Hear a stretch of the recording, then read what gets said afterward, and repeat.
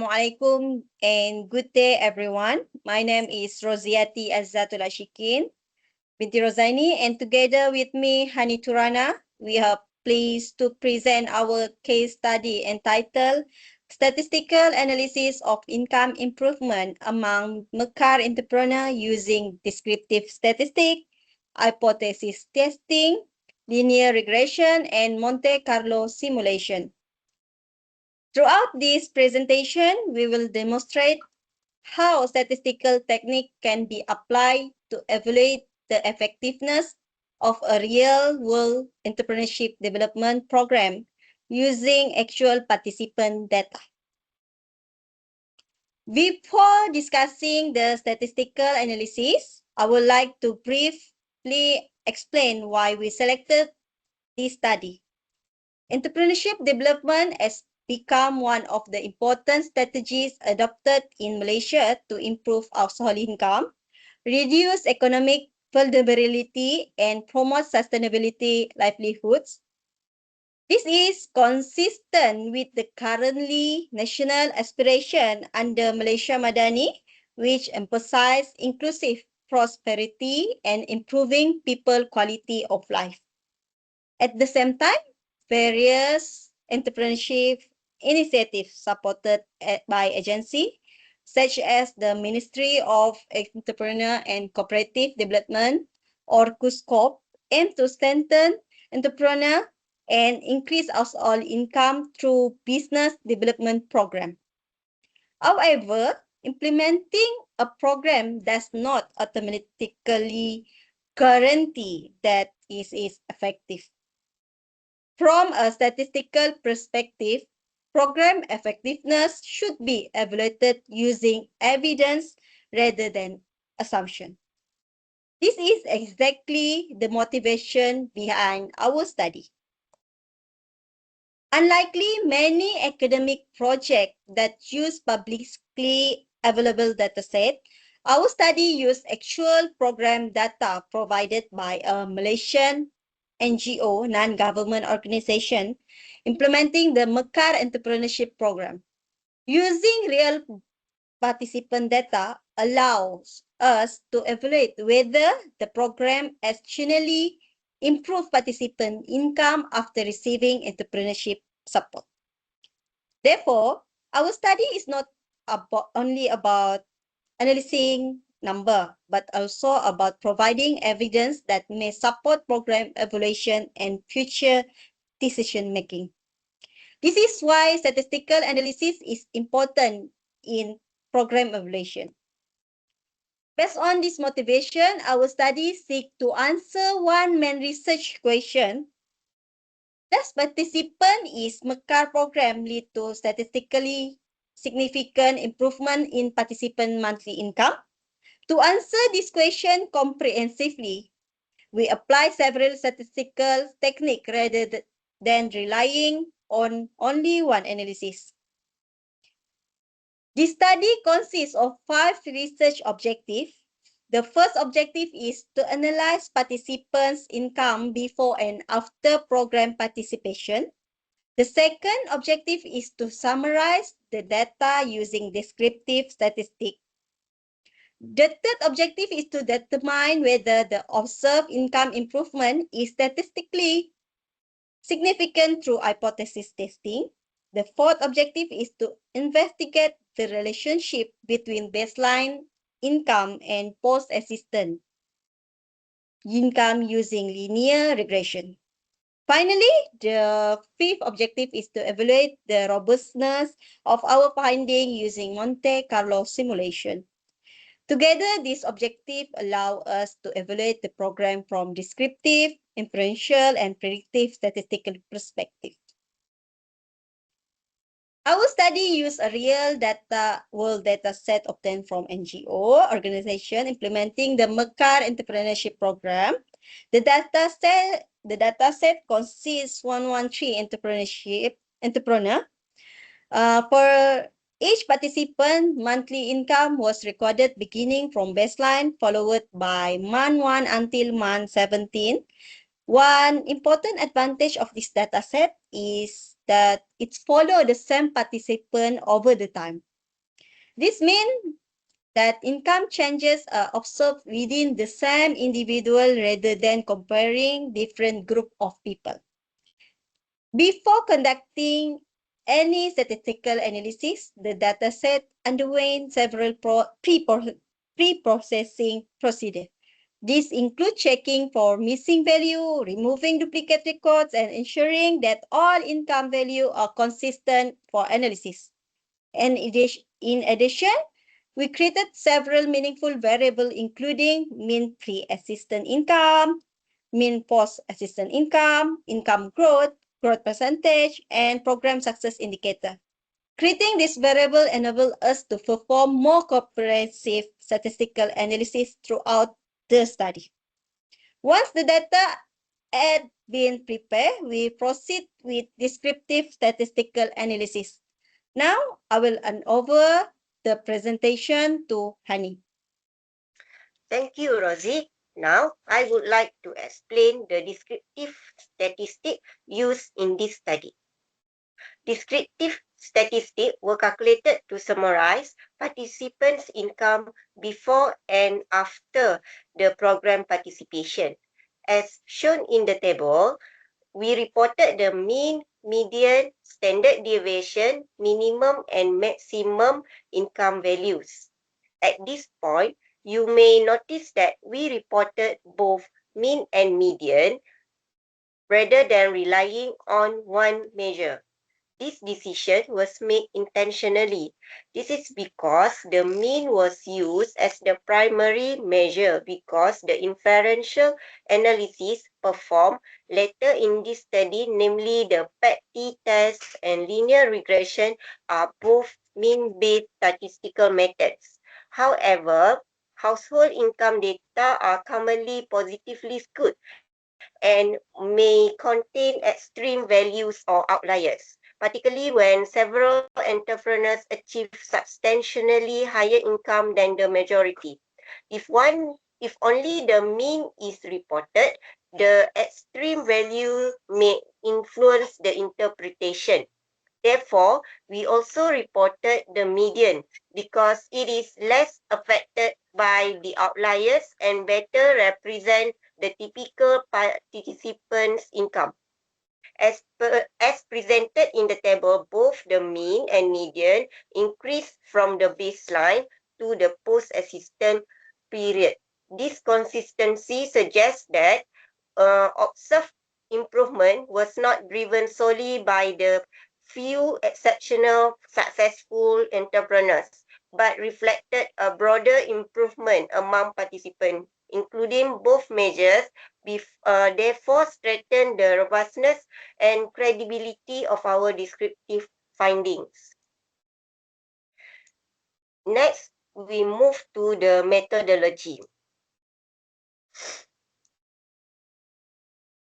Our analytical process consists of several sequential stages beginning with data set cleaning, meaning with the data collection and ending with the interpretation of statistical findings. First, we obtain the data set from the NGO and perform data processing, including checking for missing values, duplicate records, and data consistency. The process stage is important because the quality of statistical analysis depends on the quality of the data. And inaccurate or incomplete data may produce misleading conclusions. Next, we perform feature engineering by creating several meaningful variables such as mean pre-assistance income growth percentage, and program success indicator. These additional variables allow us to analyze participants' income from different statistical perspectives rather than relying only on the original variables. After preparing the dataset, we conducted descriptive statistical analysis to understand the overall characteristic and distribution of the data. This was followed by hypothesis testing to determine whether the observed income improvement was statistically significant. We then applied linear regression to investigate the relationship between baseline income and post-assistance income. Finally, Monte Carlo simulations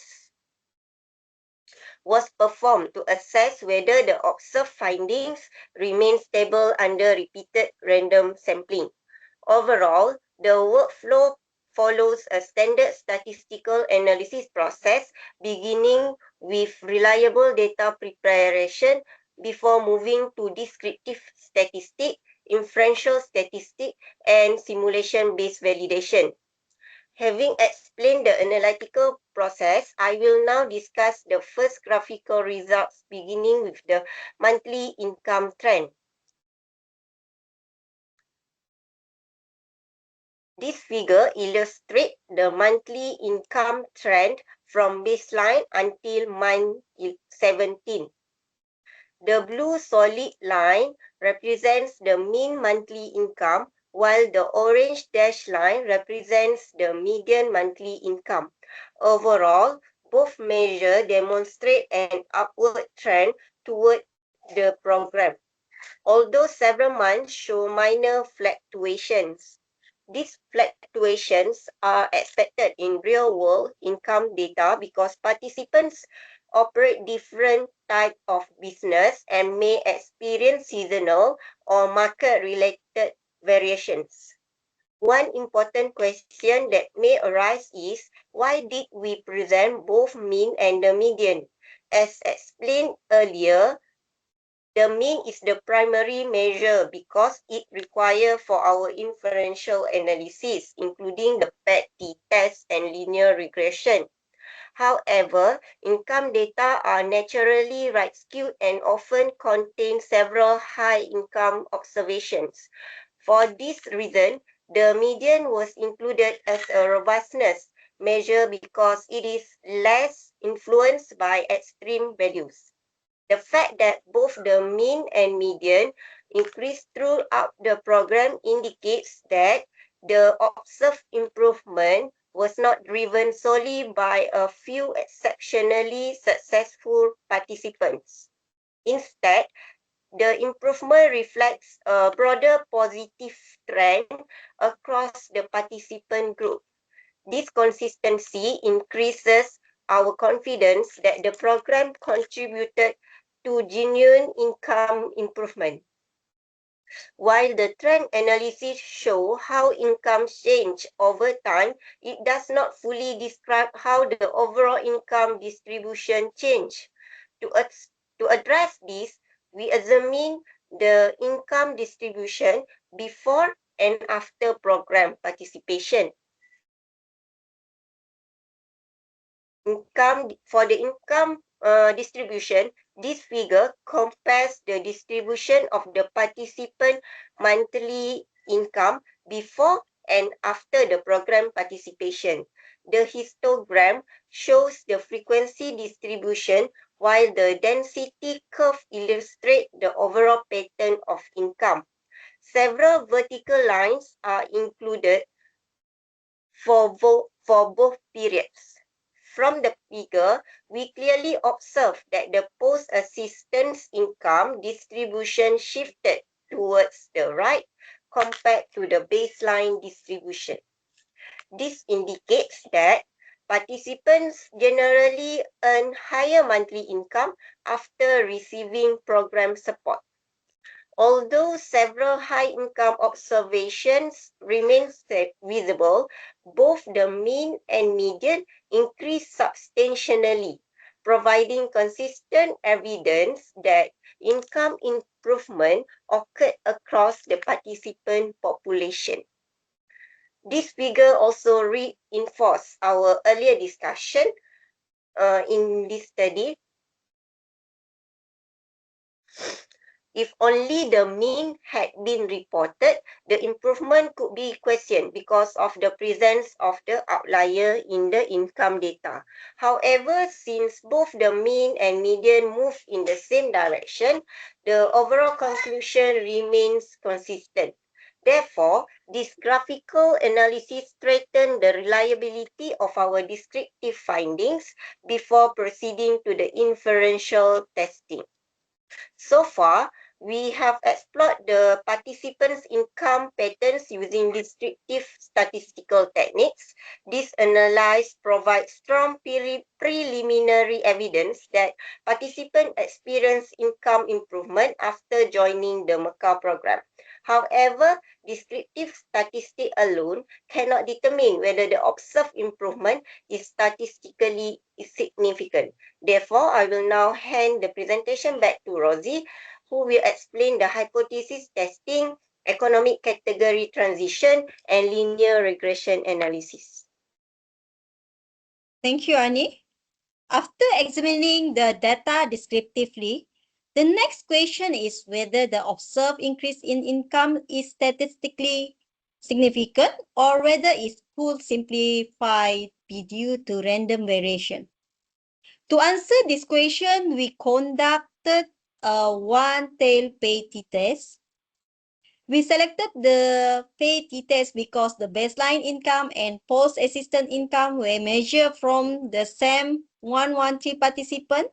Therefore, the observation are pay rather than independent, making the pay-T test the appropriate statistical method for comparing the two measurements.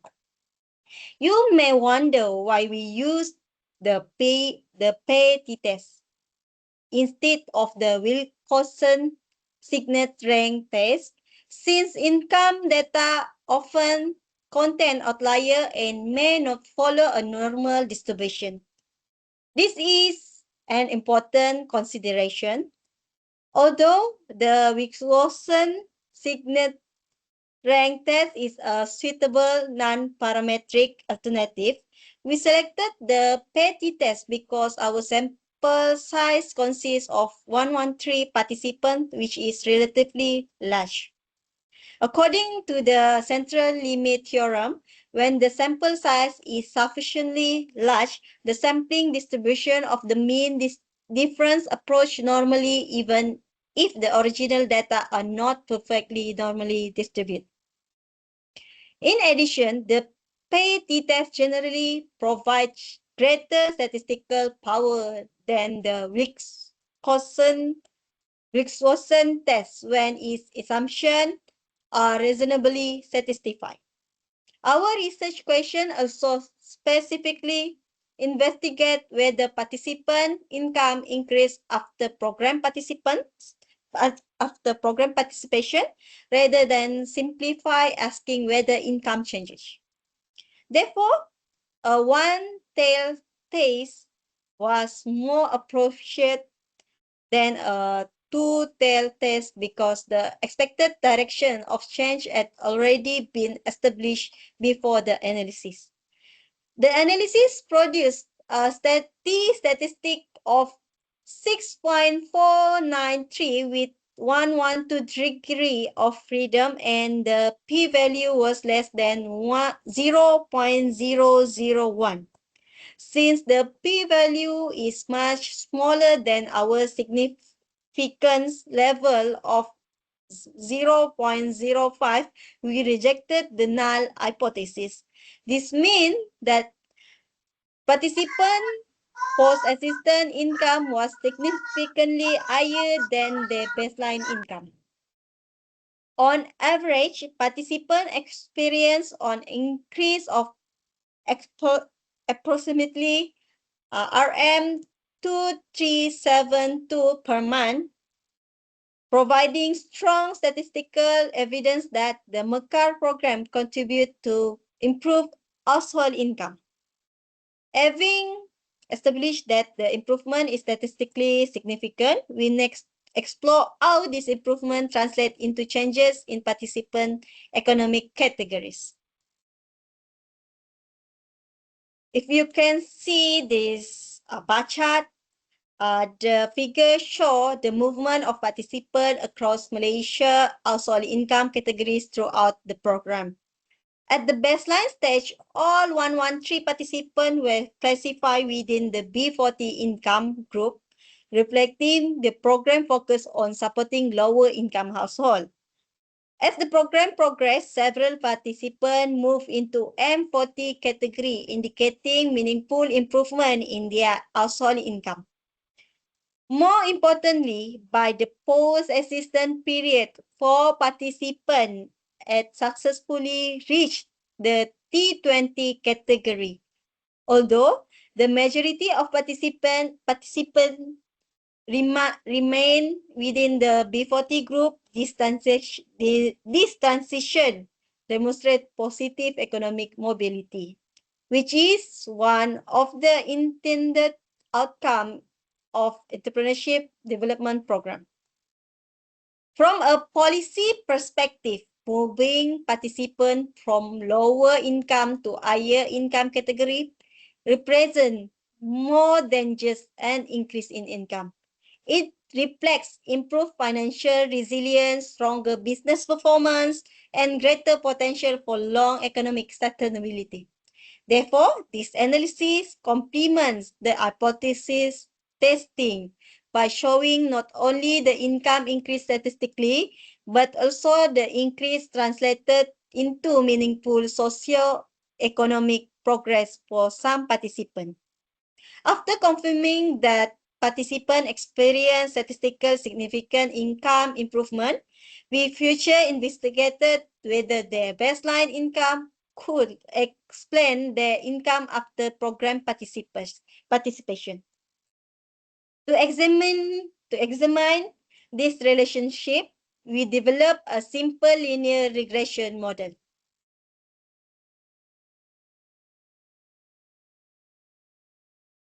Linear regression was selected because it allows us to quantify the relationship between one independent variables and one dependent variables, while also estimating how changes in baseline income are associated with post-assistant income. The regression results show a positive slope, indicating that participants with higher baseline income generally tended to achieve higher post-assistant income. However, the relationship is moderate rather than strong. As shown in the figure, the data points are relatively dispersed around the regression line, indicating considerable variation among participants. This is further reflected by the R-square value of 0.19, meaning that baseline income explains only about 19% of the variation in post-assistant income.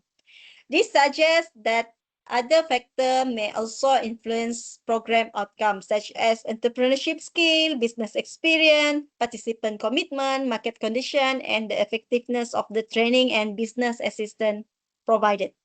Therefore, while baseline income has a positive relationship with post-assistant income, the success of the program is likely influenced by multiple factors beyond participant initial financial status. So far, we have demonstrated that participants experience statistical significant income improvement, observe positive movement across economic categories, and identify a positive relationship between baseline and post-assistant income. However, one more important question still remains. Will this finding remain consistent if the study were repeated using different random samples from the same population?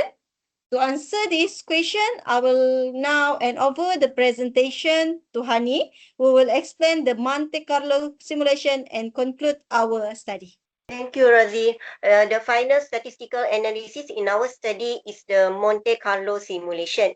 Unlike hypothesis testing, which evaluates the observed sample, Monte Carlo simulation investigates whether our findings remain stable under repeated random sampling. In other words, it helps us to assess the robustness and reliability of our conclusions.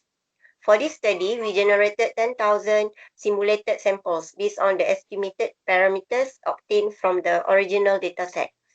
This approach follows the assignment requirement to estimate parameters from the observed data, generate repeated samples, and analyze the behavior of a chosen statistic. Our simulation focus on two key indicators, which are mean income growth and Monte Carlo and the program success rate. The first graph shows the simulated distribution of the mean income growth. The distribution is approximately bell-shaped and centered around the observed sample mean. This indicates that the estimated income improvement remains stable across repeated simulation and is not highly sensitive to random sampling variations. The second graph presents the simulated program success rate. The result shows that the success rate consistently centers approximately around 62% with relatively small variability across simulations. Together, these findings indicate that the program outcomes remain reasonably stable when repeated samples are generated from the same population. Therefore, Monte Carlo simulation provides additional evidence that support the reliability of our statistical findings. Having completed all the statistical analysis, I will now summarize the key findings of the study. Overall, our study produced five main findings. First, participant monthly income increased after joining the MECA program, indicating positive income improvement. Second, both the mean and median analysis produced consistent conclusion. Although income data contains several high-income observations, the similar trends of both measures suggest that the improvement was experienced by participants generally rather than being driven by only few extreme cases. Third, the one-tailed t-test confirmed that the observed increase in income was statistically significant, providing strong support that the improvement was unlikely to have occurred by chance. Fourth, linear regression demonstrates a positive relationship between baseline income and post-assistant income. However, the relatively modest R-squared value also suggests that the program outcomes are influenced by additional factors beyond participant initial incomes level. In conclusion, this study successfully applied a combination of descriptive statistics, hypothesis testing, linear regression, and Monte Carlo simulation to evaluate the effectiveness of the MECA entrepreneurship program. All statistical analysis consistently indicate that participants experience meaningful improvement in their monthly income following program participation. Beyond demonstrating income growth, this study also highlights the importance of using statistical evidence to evaluate the effectiveness of community development program. Such evidence can assist NGOs, policymakers, and program managers in making informed decisions regarding program design, resource allocation, and future program improvements. Although this study focused on a single entrepreneurship program, which is MECA, the analytical framework presented here may also be applied to evaluate other socio-economic intervention programs using real-world data. So the statistical methods and interpretation presented in this study were actually supported by established reference in applied statistics and data analysis, including works by Montgomery, Hare et al., Ross, and Cross, together with the official publication from the Department of Statistics Malaysia and our Foundation for Statistic Computing. This reference provided a theoretical foundation for the statistical techniques applied throughout the study. Okay. Once again, thank you very much for your attention. We sincerely hope that our presentation has demonstrated how statistical analysis can be used not only to analyze data, but also to evaluate the real-world impact of entrepreneurship development program. Thank you. Thank you.